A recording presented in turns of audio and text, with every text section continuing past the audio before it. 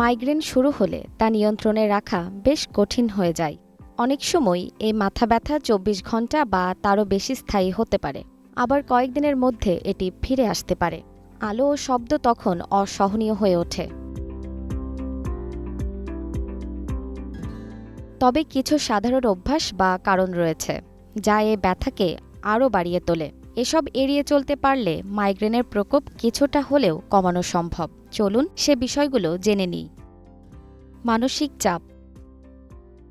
দীর্ঘদিনের মানসিক চাপ বা স্ট্রেস মাইগ্রেনের একটি গুরুত্বপূর্ণ কারণ। মন হালকা রাখতে চেষ্টা করুন এবং নিজেকে আনন্দে রাখুন। অনিদ্রা। পর্যাপ্ত ঘুম না হলে মাইগ্রেন বাড়তে পারে, তাই প্রতিদিন ৭ থেকে ৮ ঘন্টা ঘুমানো জরুরি। খাবারে অনিয়ম।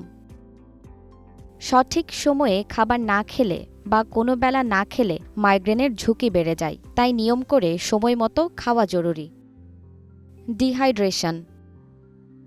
কম পানি পান করলে শরীরে মিনারেলসের ঘাটতি দেখা দেয়, যা মাইগ্রেন বাড়াতে পারে। দিনে অন্তত ২ লিটার পানি পান করুন। উজ্জ্বল আলো। তীব্র আলো মাইগ্রেন বাড়ায়। ব্যথা শুরু হলে অন্ধকার ঘরে গিয়ে বিশ্রাম করুন। অতিরিক্ত ক্যাফেইন।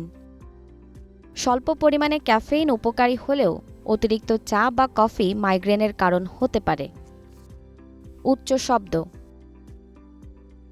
জোরালো শব্দ বা গান শুনলে মাথা ব্যথা বেড়ে যেতে পারে। সম্ভব হলে শান্ত পরিবেশে থাকার চেষ্টা করুন। পরামর্শ।